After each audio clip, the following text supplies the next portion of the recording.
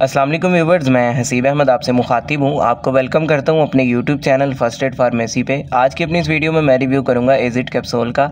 तो आज हम जानेंगे इसके क्या क्या फ़वाइद हैं, इसके क्या क्या नुकसानात होते हैं, तरीका इस्तेमाल क्या है और किन किन तकालीफ में इसका इस्तेमाल किया जाता है। ये सारी डिटेल्स आपको इस वीडियो में मैं आज दूँगा। लेकिन उससे पहले आपसे गुजारिश है, अगर आप मेरे चैनल पर न्यू आए हैं वीडियो को लाइक कीजिएगा, चैनल को भी सब्सक्राइब कर लें, साथ बेल आइकन को भी दबा दें ताकि मेरी आने वाली वीडियोस आप तक पहुंचती रहें। तो चलते अपनी वीडियो की तरफ। ब्रांड नेम है जिसका एजिड, जिसको बना रहा है जी राजी फार्मा। कीमत की बात की जाए तो आपको ये 307 रुपये में 6 कैप्सूल मिल जाते हैं।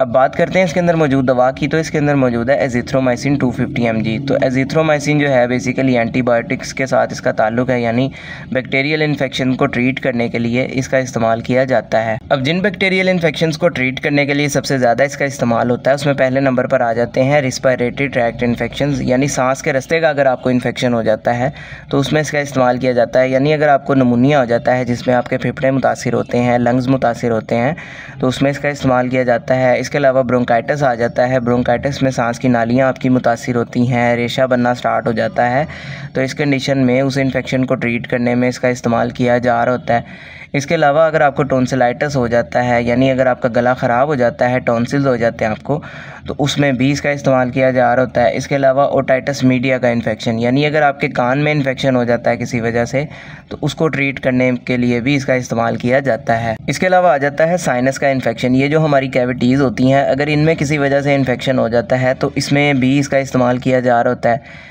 इसके अलावा आ जाते हैं स्किन इन्फेक्शन, यानी अगर आपकी जिल्द पे कोई इन्फेक्शन हो जाए, कोई ज़ख़म वगैरह बन जाए, तो उसको ट्रीट करने में भी इसका इस्तेमाल किया जा रहा होता है। इसके अलावा male and female reproductive organs का कोई इन्फेक्शन हो जाए तो उसमें भी इसका इस्तेमाल करवाया जाता है। अब बात करते हैं इसके नुकसानात की। तो इसके नुकसानात में आपको लूज़ मोशन हो सकते हैं, डायरिया हो सकता है, स्टमक अपसेट देखने में मिल सकता है, डार्क यूरिन आ सकता है, आपको उल्टी मतली की कैफियत हो सकती है, और अगर आप इससे एलर्जिक हों तो आपकी स्किन के ऊपर भी एलर्जी वगैरह देखने को मिल सकती हैं।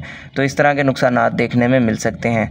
अभी अगर बात की जाए इसके तरीका इस्तेमाल या डोजेज के बारे में, तो वो डिपेंड करता है आपकी एज पे, आपके बॉडी वेट पे, या किस इन्फेक्शन को ट्रीट करने के लिए आपने इसका इस्तेमाल करना है।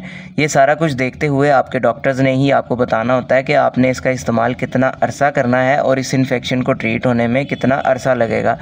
अगर अमूमी खुराक की इसकी बात की जाए तो बालिग अफराद में इसका इस्तेमाल 250 mg कैप्सूल का बाज़ का दिन में एक दफ़ा और बाज़ का सुबह शाम भी इस्तेमाल करवाया जा सकता है, या इसके अलावा जैसे आपके डॉक्टर्स आपको प्रिस्क्राइब करेंगे आपने वैसे ही इसका इस्तेमाल करना है, ख़ुद से नहीं करना, ताकि आपको बाद में कोई साइड इफ़ेक्ट देखने को ना मिले। तो ये सारी डिटेल थी जी एजिड कैप्सूल से रिलेटेड। उम्मीद आपको पसंद आई होगी। इससे रिलेटेड कोई सवाल है कमेंट सेक्शन में आप मुझसे पूछ सकते हैं। वीडियो पसंद आई हो तो वीडियो को लाइक भी कीजिएगा, चैनल को भी सब्सक्राइब कीजिएगा। अपना ख्याल रखिएगा। अल्लाह हाफिज़।